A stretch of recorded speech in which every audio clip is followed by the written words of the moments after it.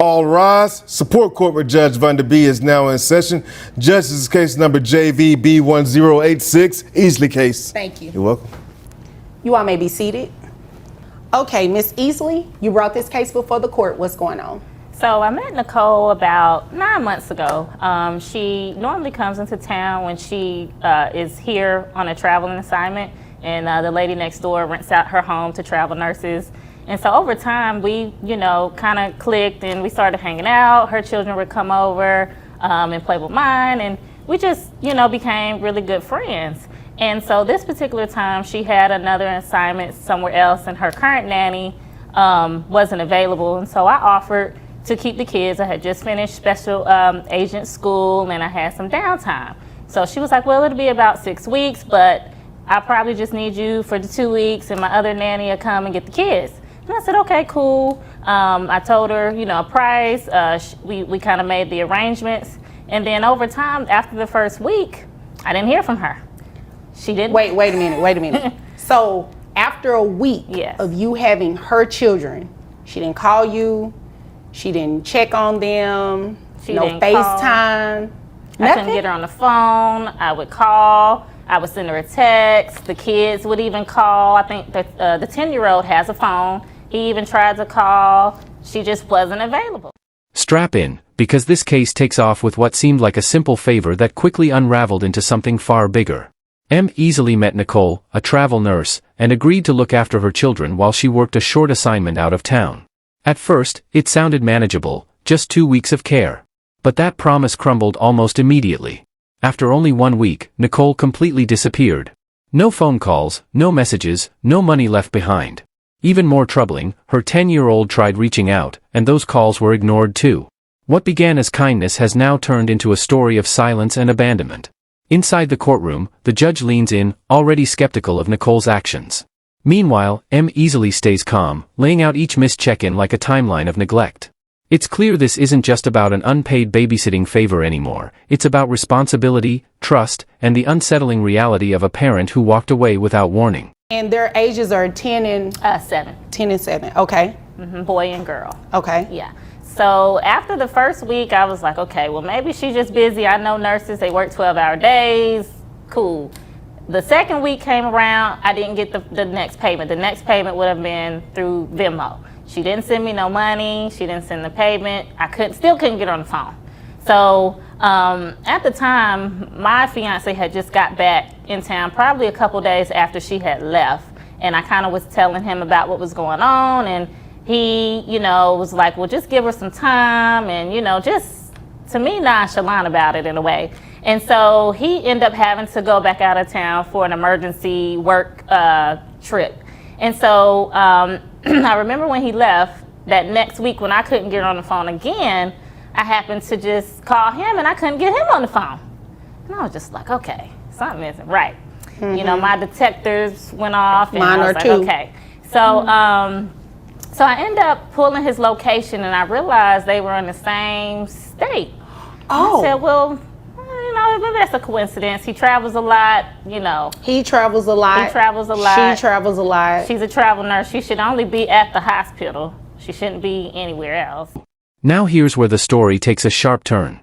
What began as silence suddenly feels like outright betrayal. When Nicole vanished, M easily didn't stop there. She reached out to Nicole's fiancé, hoping he'd have answers.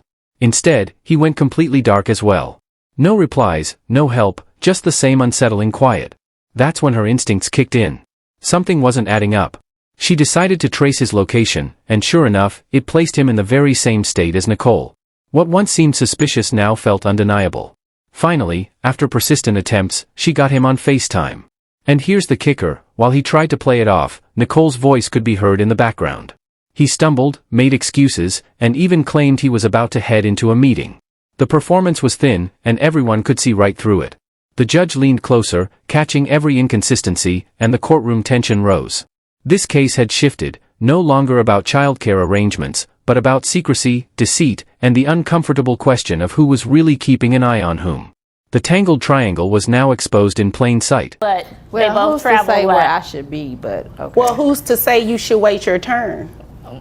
And so, so I end up I remember I ended up FaceTiming him and he didn't answer, which is unusual because he would call every night, he would check in. The communication is never our issue. So once, the next day, now we're probably 2.5 weeks in, I got him on the phone that Wednesday morning and I happened to hear her in the background. Keep going. And so I said, where you at? He said, I'm getting ready to go into a meeting. And I said, oh, okay. I said, oh, okay. And I left it at that. Oh, wow. I've never held my teacup this long. So now we're going on now we're 2.5 weeks in. And so I decided to call her again. She ends up calling probably that afternoon.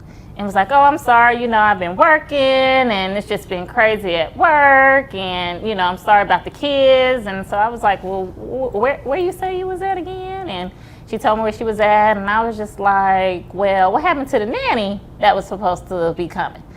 And I said, I thought I might have heard Michael in the background. Are you sure, you at work? And she kind of got an attitude and got real defensive. And I said, I'm at work and, you offered to do the kids and I'll get you your money and just. Oh, the audacity. Yeah. You're keeping her kids. All of that. And you have kids of your own. Kids of my own. So Wow. And they're older. So I don't, have that problem. This is where everything begins to unravel. When Ms. Easily finally confronts Nicole, the excuses start flowing, but they don't hold up. Nicole blames her busy work schedule, sidesteps direct questions, and grows defensive the moment the fiancé and nanny are mentioned. Her answers feel more like walls than explanations. Meanwhile, the weeks dragged on. No money. No child pickup. No real support of any kind. What began as a simple act of kindness for a fellow parent had now stretched into weeks of unpaid responsibility, with Ms. Easily carrying the entire burden alone. As she lays out the details, the judge listens carefully. This isn't sounding like a misunderstanding between co-parents, it's sounding like someone deliberately dodging their obligations. Every check-in Nicole skipped, every unanswered call, every excuse now stacks against her like bricks in a wall of avoidance. The silence during those missing weeks speaks louder than any excuse she's offering now. You can feel the courtroom shifting, inching closer to holding Nicole accountable.